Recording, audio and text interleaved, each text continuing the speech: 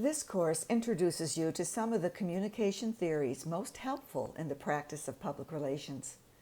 Some of our courses in the SPR Master's Program are going to be asking you to integrate theory into your assignments. A theory is simply an understanding of how and why things work the way they do. It's important to know how theory can serve as a critical tool in your practice of public relations. It adds a supportive dimension to your problem-solving recommendations. Theory goes beyond description to prediction.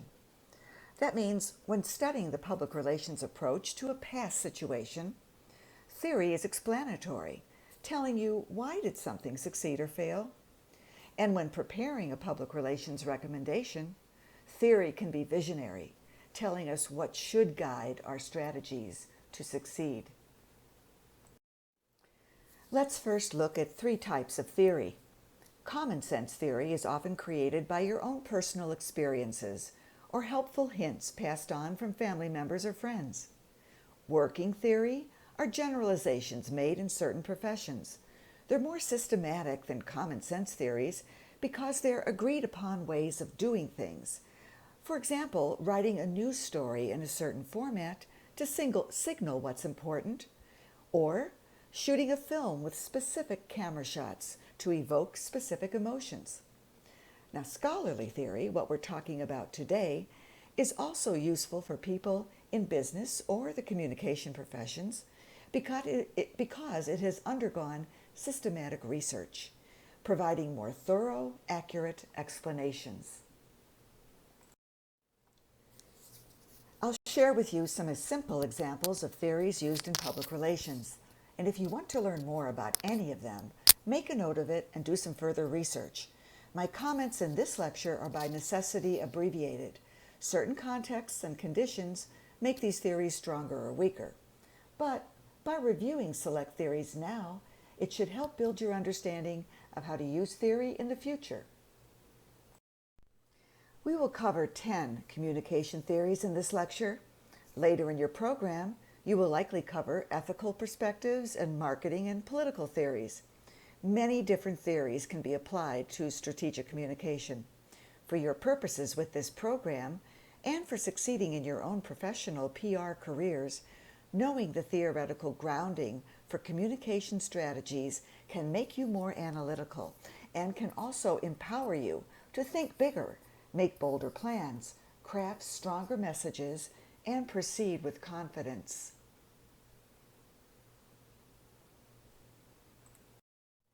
Let's talk about political socialization for just a minute.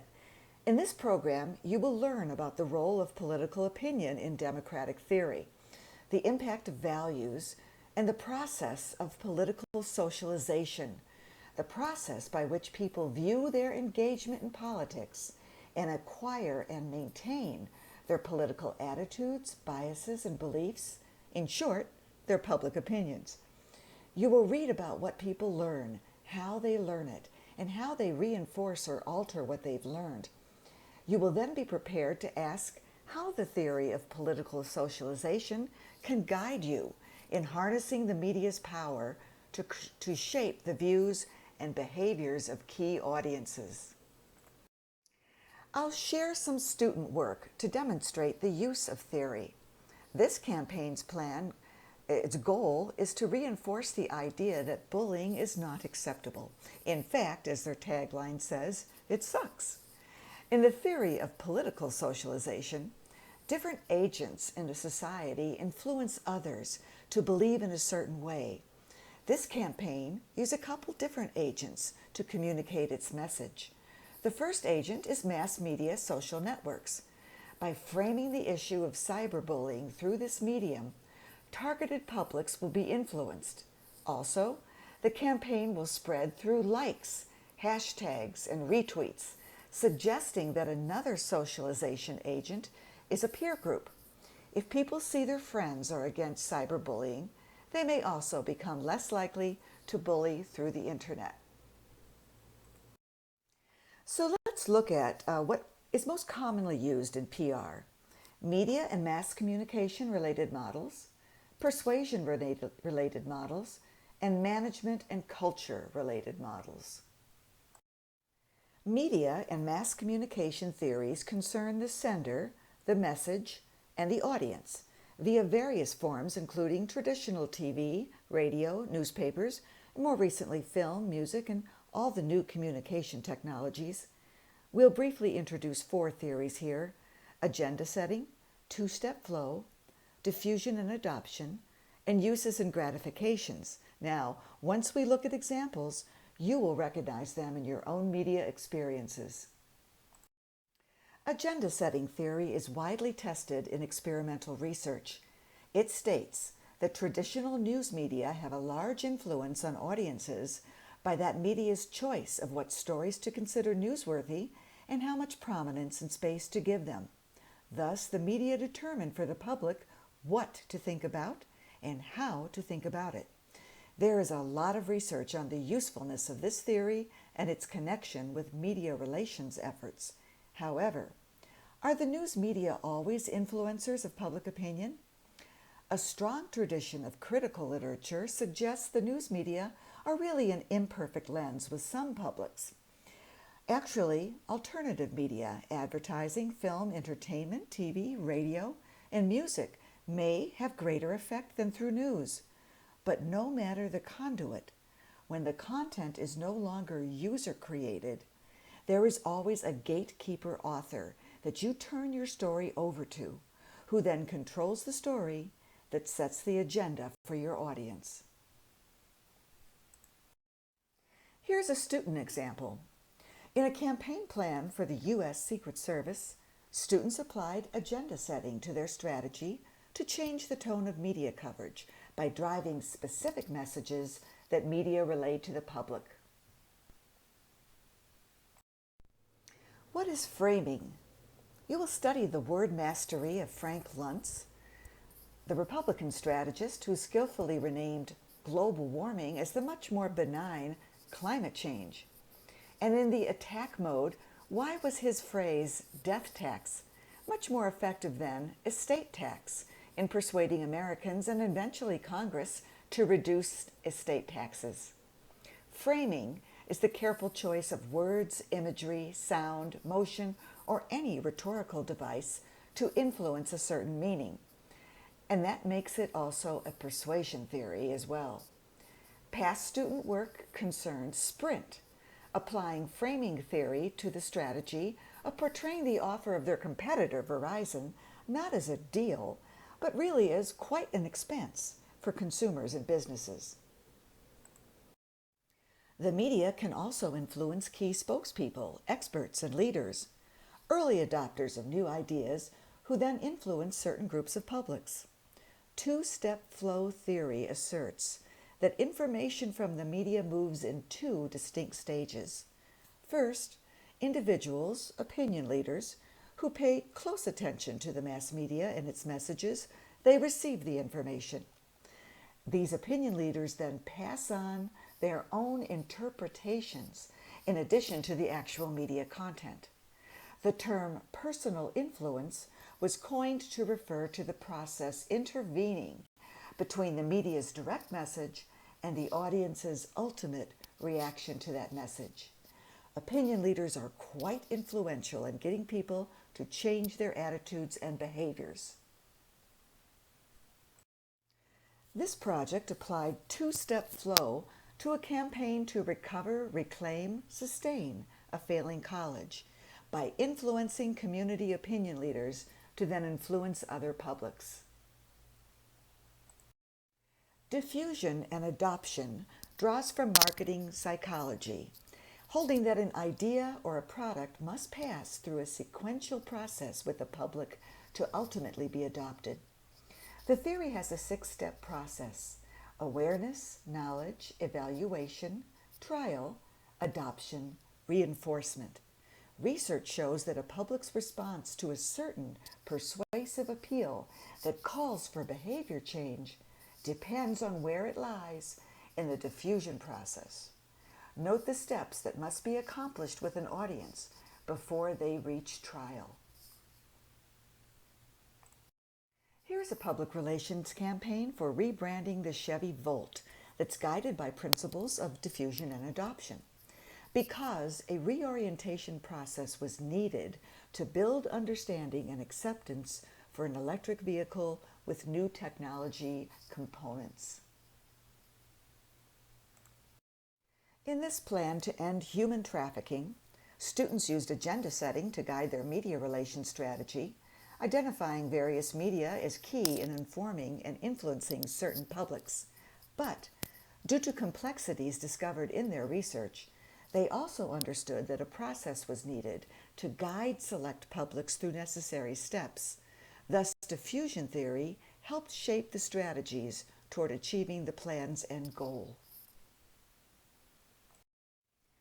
Uses and gratifications theory suggests that media users play a very active role in choosing and using the media. Because they're goal-oriented, a media user seeks out a source that best fulfills his or her needs. Uses and grats, as we call it, assumes that the user has alternate choices to satisfy that need. When it was first developed, the theory defined 4 types of needs. Diversion: media fills the need to escape from everyday life, for relaxation.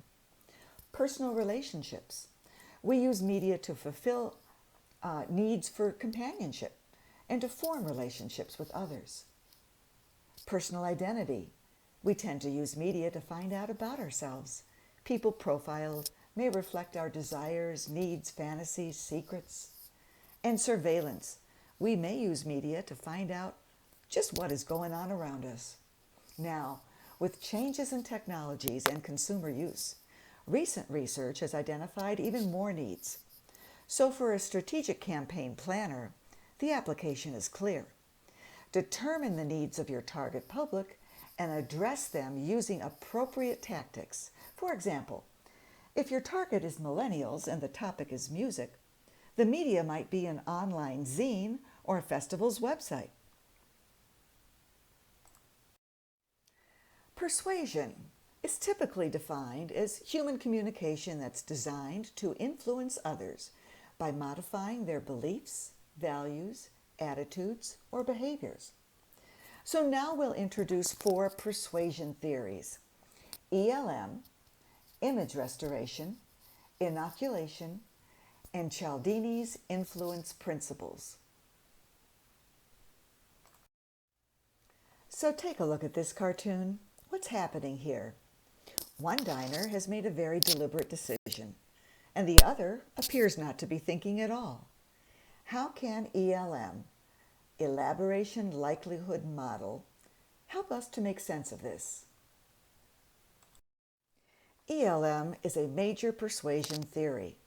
It states that persuasive messages are received by publics through 2 different routes, either the central route or the peripheral route. Via the central route, one's mental processing is based on thought, analysis, reflection. Via the peripheral route, one's processing is based on mental shortcuts and little effort. Via the central route, because one's mental processing is based on thought, analysis, and reflection, the attitudes formed are more persistent and resistant to change.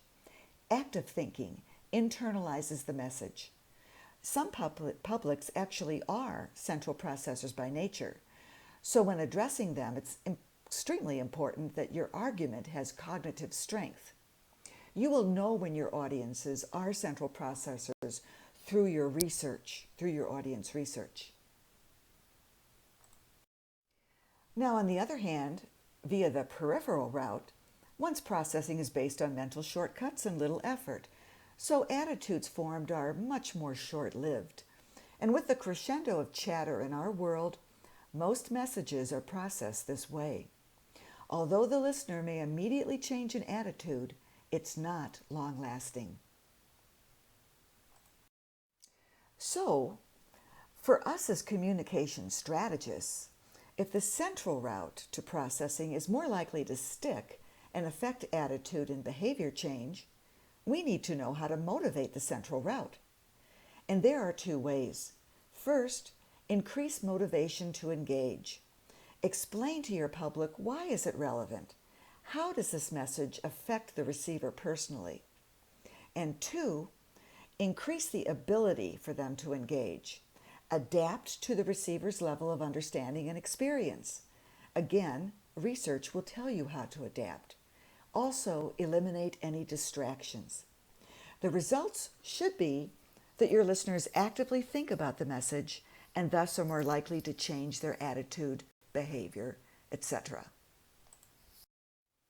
The military one-source communications plan uses ELM to guide its strategies and tactics, seeking to change attitudes on PTSD in service members and their families.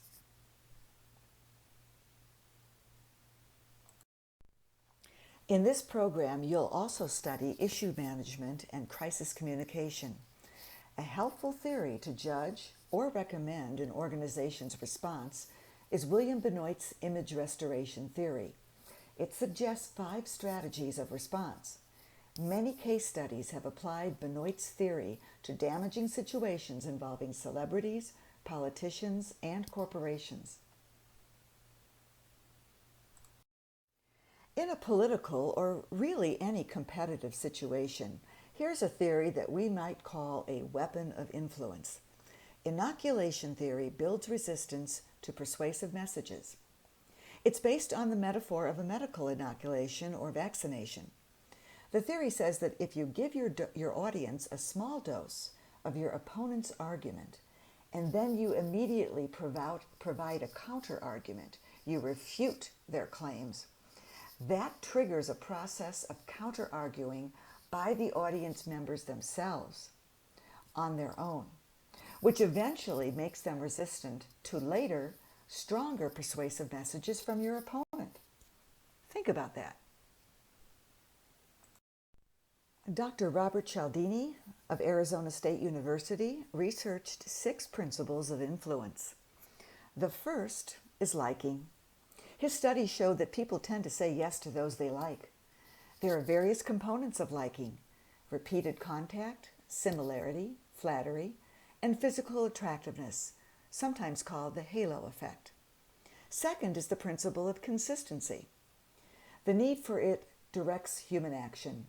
It's the desire to be, and appear to be, in agreement, in harmony, compatible with who we think we are or what we have already done.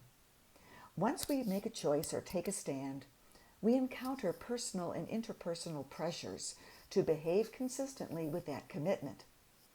Now, a strategist seeking influence might consider the power of this highly valued consistency principle.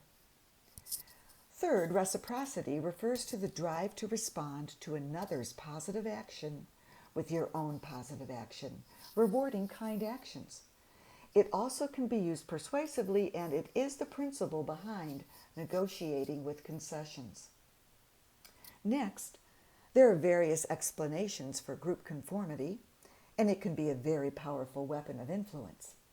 When the fact that everyone's doing it influences behavior, Cialdini calls it social proof. Next is authority. Most cultures have a sense of duty to it.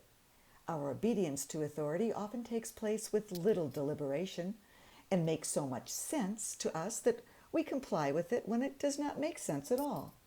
It's automatic. This principle can be used persuasively. Visually, consider the trappings of authority, clothing or status symbols. Finally, the principle of scarcity accounts for people's behavior when confronted with limited numbers, time, opportunities, and loss in general. We want something more when there's less of it. And did you know that we are more motivated by the prospect of losing something than we are by the prospect of gaining something of equal value? In fact, we react against any interference by wanting and trying to possess the item more than we did before. Again, there are tips of advice in there for strategic communicators.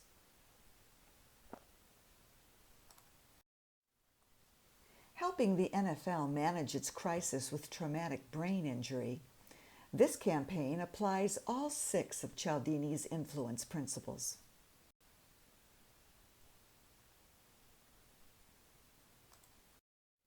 And now I want to briefly cover management and culture.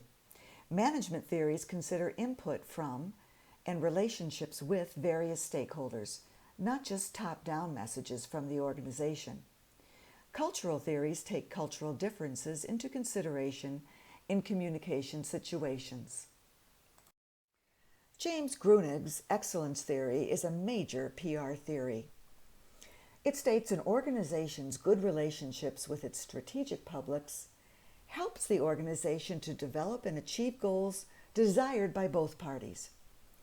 It helps the organization to reduce costs of negative publicity and increase revenue by providing needed products and services.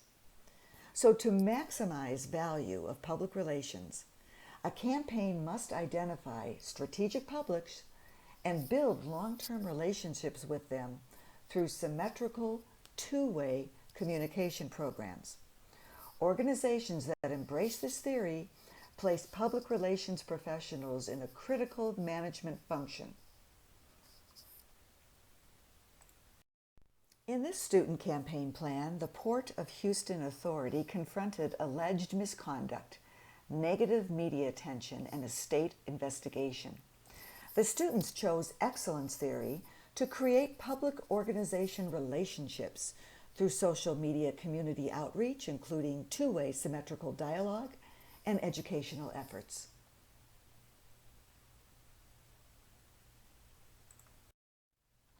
Finally, communicating within the diversity of today's global landscape requires cultural literacy. One prominent source that helps explain how culture shapes and is shaped by communication is Hofstede's theory of cultural dimensions.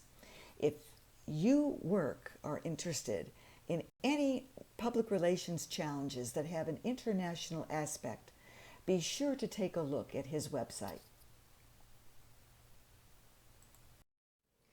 So we have just reviewed the theories most frequently used in public relations: theories of media and mass communication, theories of persuasion, and theories of management and culture. Be sure to refer to the theory handout with URLs for further research.